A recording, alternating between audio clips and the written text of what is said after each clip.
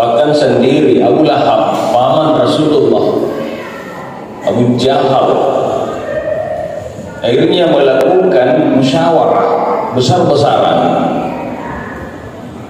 di rumah An-Nadwah. Ada istilahnya di rumah-rumah adat, tempat-tempat musyawarah, Darun Nadwah. Disitulah berkumpul para pembesar Arab Quraisy di bawah pimpinan Abu Jahal. Jadi Abu Jahal itu nama aslinya adalah Umar bin Hisham. Apa angka kedua Yasin Umar. Ini itu Umar bin Hisham dan Umar bin Khattab. Nabi memang meminta dari dua orang ini ada yang satu masuk Islam, karena memang pengaruhnya besar dan memang orangnya adalah ditakuti dan didengar suaranya, yaitu Umar bin Khattab dan Umar bin Hisham. Ternyata Allah menghendaki yang masuk Islam adalah Umar bin Khattab, bukan Umar bin Hisham. Itulah yang disebut Abu Jahal. Abu Lahab, paman sendiri Rasulullah, Amurena sendiri Nabi minta Abu Lahab. Itu di dalam Al-Quran dapat yada Abi Lahab wa tabba ma agna anhu maluhu wa ma kasab. Surah ini Rasul jarang diambil pengumpul. Kemasempatan kita minta, hampir tidak pernah dia baca surah ini. Kenapa? Karena dia mengingat pamannya Abu Lahab. Terasa Rasul tidak tega pamannya sudah dikunci menjadi penghuni neraka karena perbuatannya. Abu Lahab begitu bencinya kepada Nabi, akhirnya diproklamirkan di dalam Al-Quran dengan surah Al-Lahab.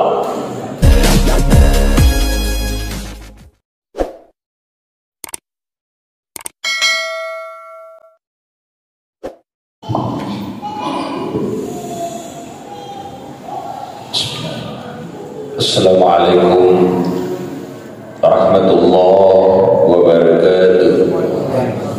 Alhamdulillah.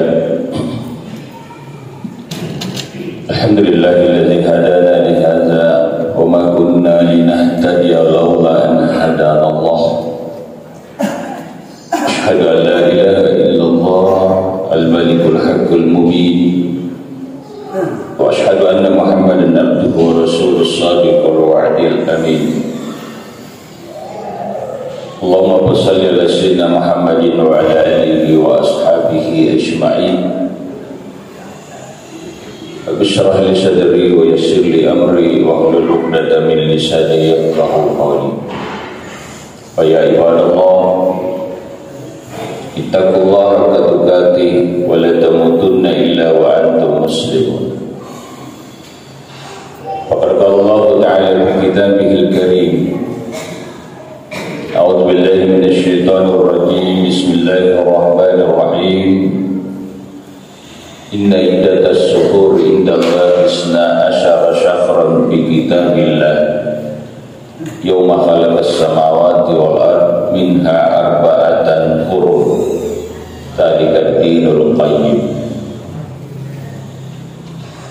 fala tuslimu bihi anfusahum wa qatiluhunna minkum qaffah wa'lamu anna Allaha bikulli syai'in alim. Sadaqallahu Rasul. Jemaah Jumat yang berbahagia,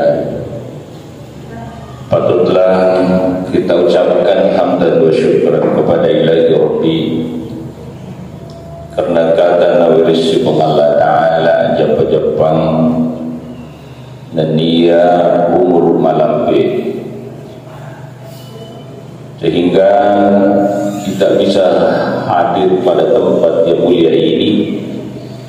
Dan hari ini adalah hari terakhir tahun Hijriyah 1442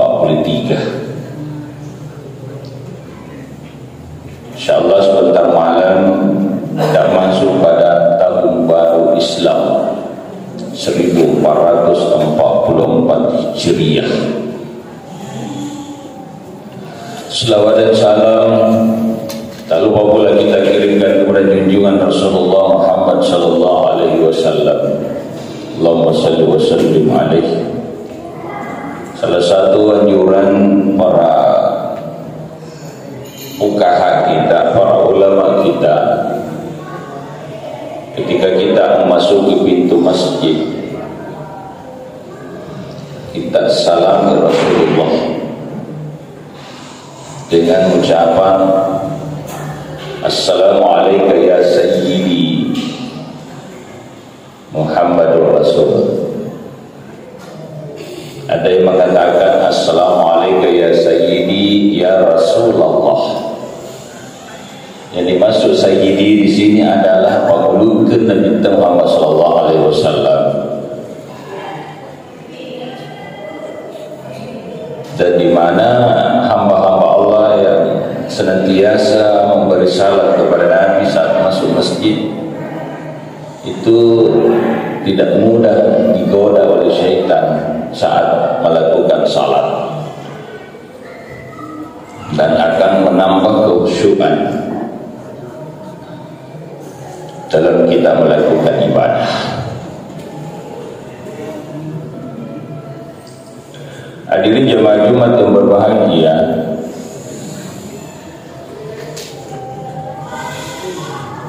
kembali kepada tahun baru Hijriyah itu dihubungkan dengan peristiwa hijrahnya Nabi dari Mekah ke Madinah. Kenapa? Setelah umat Islam dan para sahabat Nabi musyawarah, Abu Bakar, Umar, Utsman, Ali akan menetapkan kalender Islam sebagai tahun baru, maka ada beberapa usulan. Ada yang mengusulkan tahun baru Islam itu jatuh pada 17 Ramadan. Ada juga yang mengatakan turunnya Al-Quranul Karim. Tapi pendapat yang paling disetujui dan yang paling disepakati adalah hijrahnya Nabi dari Mekah ke Madinah. Itulah yang menjadi tahun baru Islam. Untuk mengenang bagaimana perjuangan Nabi, bagaimana perjuangan sahabat, bagaimana perjuangan umat dalam menghidupkan Islam. Ya. Karena pada masa itu seolah-olah umat Islam yang ada di kota Mekah tidak ada lagi kehidupan, karena sudah diboikot, sudah sangat ditindis, sudah sangat dibenci oleh Arab Quraisy. Bahkan sendiri Abu Lahab, paman Rasulullah, Abu Jahal, akhirnya melakukan musyawarah besar-besaran di rumah An-Nadwah. Ada istilahnya di rumah-rumah adat, tempat-tempat musyawarah, Darun Nadwah. Disitulah berkumpul para pembesar Arab Quraisy di bawah pimpinan Abu Jahal. Jadi Abu Jahal itu nama aslinya adalah Umar bin Hisham. Apa angka itu 2 Yasin Umar. Ini itu Umar bin Hisham dan Umar bin Khattab. Nabi memang meminta dari 2 orang ini ada yang satu masuk Islam, karena memang pengaruhnya besar dan memang orangnya adalah ditakuti dan didengar suaranya, yaitu Umar bin Khattab dan Umar bin Hisham. Ternyata Allah menghendaki yang masuk Islam adalah Umar bin Khattab, bukan Umar bin Hisham. Itulah yang disebut Abu Jahal. Abu Lahab, paman sendiri Rasulullah, amurena sendiri Nabi Abu Lahab. Itu di dalam Al-Quran tampak yada Abi Lahab wa tabba ma agna anhu malu wa ma kasab. Surah ini Rasul jarang diambil pengumpul. Kemasempatan Nabi hampir tidak pernah dia baca surah ini. Kenapa? Karena dia mengingat pamannya Abu Lahab. Terasa Rasul tidak tega pamannya sudah dikunci menjadi penghuni neraka karena perbuatannya. Abu Lahab begitu bencinya kepada Nabi, akhirnya diproklamirkan di dalam Al-Quran dengan surah Al-Lahab. Jamaah Jumat yang dimuliakan Allah Subhanahu wa taala, musyawarah besar-besaran yang dipimpin oleh Umar bin Hisham alias Abu Jahal. Abu Jahal menawarkan di tengah-tengah musyawarah bagaimana cara kita membunuh Muhammad.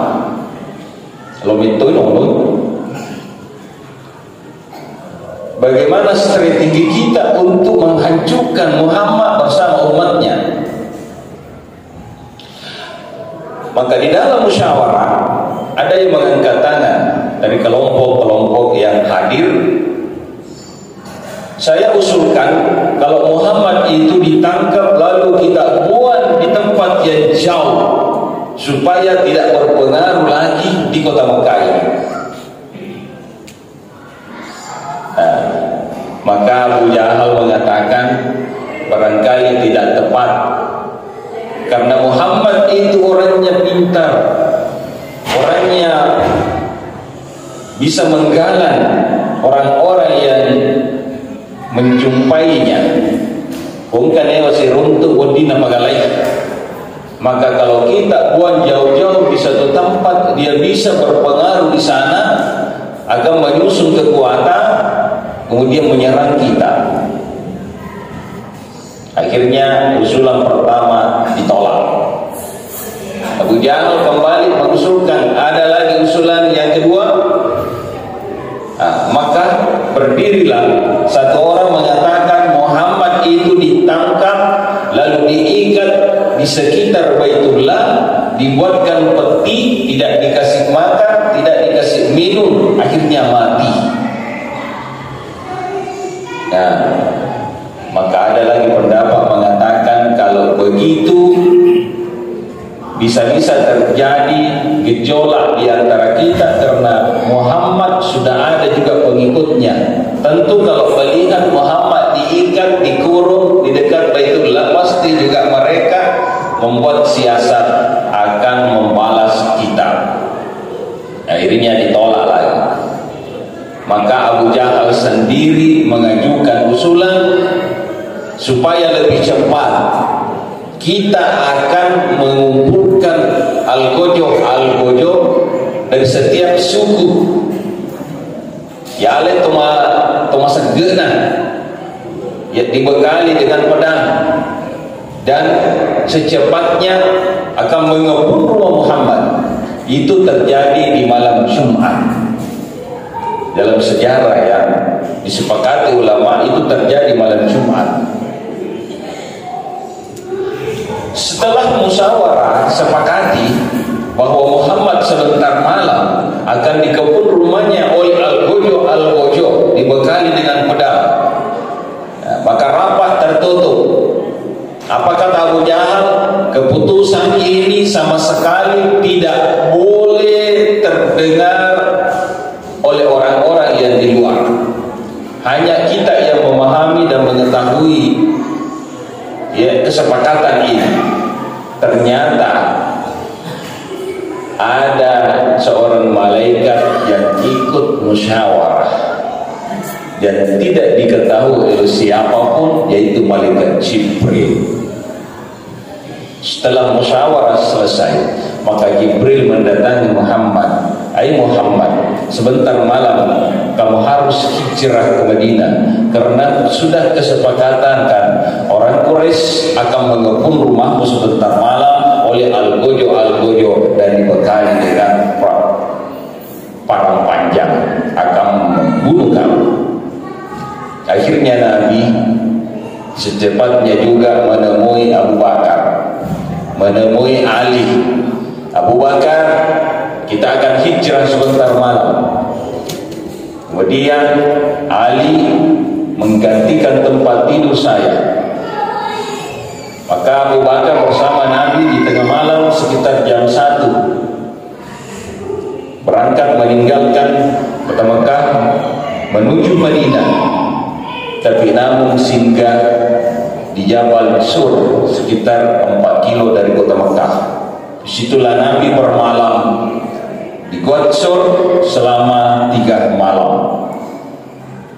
Sebelum masuk di Gua, belum tamai di Gua Sur, Nabi ditegur oleh Abu Bakar, ya Rasul, janganlah engkau lebih dahulu masuk. Taruna iya yolo tama, jangan bagi engkau olok-olok masakan naukoki. Ya, di sini bisa menjadi pelajaran buat kita. Abu Bakar As-Siddiq begitu cintanya kepada Nabi, tidak dibiarkan Nabi digigit oleh makhluk sekecil apapun. Jadi Abu Bakar yolok tama ilada goa na paris samadan ni nasarini bersihkan. Begitu bersih, maka dia panggil Nabi untuk masuk.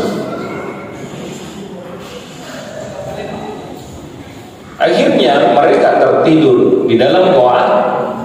Nabi napatopo ulunna di pupan Abu Bakar. Begitu dekatnya dua orang ini antara Nabi dengan Abu Bakar, patopo ulunna di pupan Abu Bakar, sehingga Abu Bakar berasa berat untuk goyang.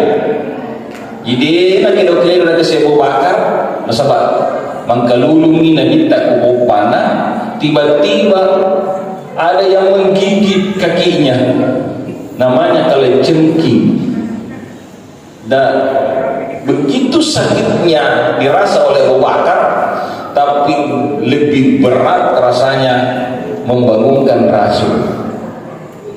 Di kira-kira kesik natahan natarupan di gangkan natindri makbatan natarupan di di bawah dia oleh tahan Abu Bakar, ya dari itu tatikna wa matanna, air mata tidak bisa dia tahan.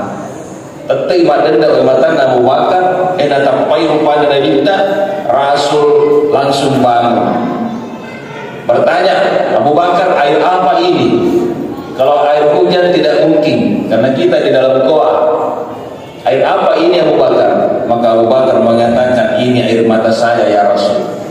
Maka dia minta, Bektarino Abu Bakar musalai keluargamu, Bektarino musalai jabatanmu. Apa kata Abu Bakar? Tidak ya Rasul, saya menangis karena saya digigit kalajengking. Saya berusaha untuk menahan, tapi air mata saya tidak bisa tahan. Maka dia minta, mulai-ulena Abu Bakar taduka.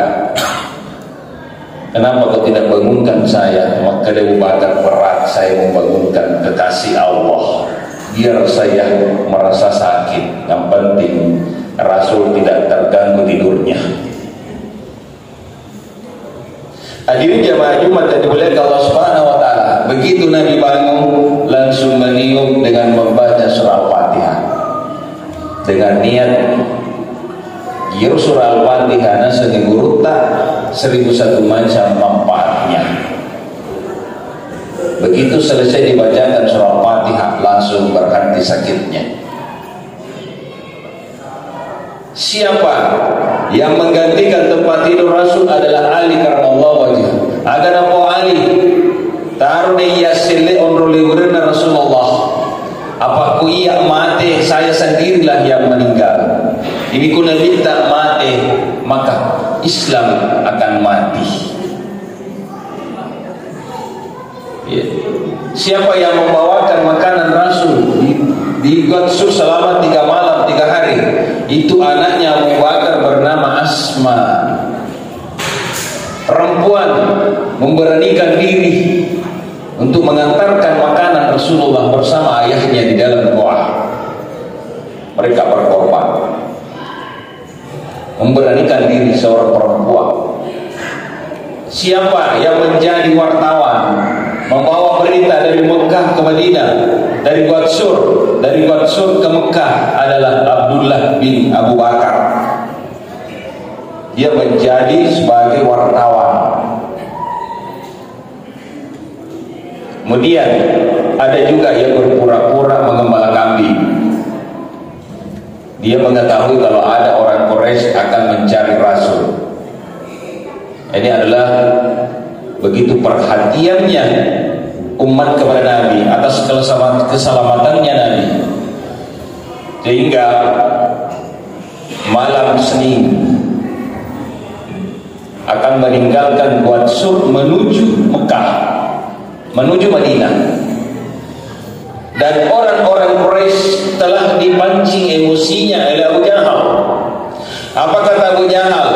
Hai Al-Gojo, siapa yang menangkap Muhammad dalam keadaan hidup atau mati dan membawa kepalanya kepada saya, maka akan diberikan hadiah 100 onta. Kira-kira siapa yang tidak tergila-gila dengan 100 onta? Kalau harganya onta 50 juta, berarti 5 miliar. Pasti Al-Gojo itu berebutan untuk mencari Muhammad, baik dalam keadaan hidup atau mati. Akan diberikan hadiah oleh Abu Jahal bersama dengan tokoh-tokoh Quraisy. Akhirnya ada seorang laki-laki yang memburu Nabi dari belakang. Laki-laki ini memburu terus Nabi. Begitu dekat dengan Nabi, maka dia hunus padanya. Tiba-tiba kaki depan kudanya terperosok, talombai, akhirnya berguling-guling di depan Rasulullah. Akhirnya minta, kalau naik kuda pelan-pelan. Ini mak dendek badut nombor. Padahal Nabi tahu itu diinformasikan oleh Jibril, angker kalau lalu boleh mundur di pandang. Karena dia dijanjikan 100 onta. Akhirnya Nabi lanjutkan perjalanan. Ini Nabi tangkas malalu. Begitu dekat dengan Nabi, narasi perdana ingin menghabiskan Rasul. Talam masih aja yolo dan udara terguling-guling lagi di depan Rasulullah. Agar aku nak minta embo umin nyarak ko hati-hatilah. Agar aku makana Muhammad, saya selama ini saya juaranya pecahan kuda. Saya tidak pernah jatuh menaiki kuda. Kok selama barusan saat ini saya bisa jatuh di depan? Saya tahu kalau engkau Muhammad bukan manusia biasa. Maka wahai Muhammad, ajarilah saya bagaimana caranya masuk Islam. Tamai sallallahu. Tadinya dia memburu 100 unta, tapi ternyata dia bawa pulang al-iman. Ini bisa kita jadikan pelajaran di tengah-tengah kehidupan kita. Mungkin kita meninggalkan rumah dalam keadaan beriman, tapi sampai di lokasi, ternyata kita dipengaruhi oleh nafsu, kita dipengaruhi oleh syaitan la'natullah. Akhirnya kita pula membawa dosa. Tapi laki-laki ini keluar dari rumah ingin mengambil kepalanya Nabi, tapi ternyata apa yang dia bawa pulang yaitu iman, bukan kepala Nabi. Akhirnya Rasulullah selamatlah sampai kepada Madinah, langsung mendirikan masjid disebut Masjid Al-Jum'ah. Karena itulah Nabi juga membangun masjid. Masjid Kubah dia juga bangun ketika ia istirahat di daerah Kubah. Hadirin jamaah Jumat yang berbahagia, apa yang kita bisa ambil dalam kisah yang singkat ini, bahwa sahabat-sahabat Nabi begitu cintanya kepada Nabi, segalanya dia korbankan. Abu Bakar sebagai donatur besar saat hijrah Nabi dari Mekah ke Madinah, dia ambil semua emasnya dan hampir ratusan kilo emas dia bawa hijrah ke Madinah. Begitu sampai di Madinah dan ikut beberapa sahabat ke Madinah, maka Abu Bakar membagi-bagikan, menjual emasnya itu, lalu dia bagi-bagikan kepada sahabat-sahabat yang hijrah ke Madinah. Seorang laki-laki, seorang anak yang bernama Abu Hurairah, saat hijrah ke Madinah sempat dibagikan oleh Nabi 2 kurma, tapi dia tidak makan 2 kurma itu, dia simpankan 1.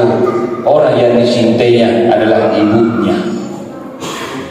Padahal ketika Roma ya bagi 2, dia tidak habiskan kurma itu, dia bagi 2, simpankan kepada ibunya untuk dimakan saat hijrah ke Madinah, karena banyak yang tidak makan saat hijrah ke Madinah karena kehabisan bahan. Tapi seorang anak bernama Abu Hurairah begitu cintanya juga kepada orang tuanya, dia dirmani kasih rumah antara orang tua indona. Setelah itu minum air, maka dia merasakan kenyang karena berkah doa Rasulullah SAW. Jemaah Jumat yang berbahagia, kita ini kembali akan meninggalkan tahun baru Hijriah 1443, akan memasuki sebentar malam 1444 Hijriah. Angka sunnah Natal Nabita adalah puasa awal tahun.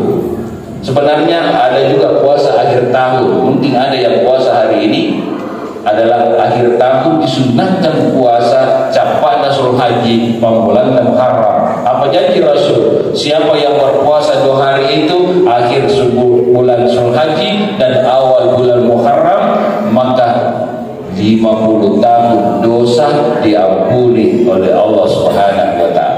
Kalau toh kelewatan hari ini kita tidak puasa, bagaimana diupayakan besok kita puasa, memasuki tahun baru dengan puasa. Artinya memasuki tahun baru dengan kebaikan. Jemaah Jumat yang berbahagia, mungkin seperti inilah yang sempat saya sampaikan. Kita dibatasi oleh waktu. Mudah-mudahan ada manfaatnya kepada kita sekalian dan lebih-lebih kepada saya pribadi, sehingga kita bisa mendapatkan rahmat dan hidayah dari Allah Subhanahu wa taala. Barakallahu li wa lakum bil Qur'anil azim. Wa nafa'ani wa iyyakum ma fihi min ayatin wa dzikril hakim. Wa taqabbal minni wa minkum tilawatan innahu as-sami'ul 'alim. Aqulu qawli hadza wa astaghfiruhu innahu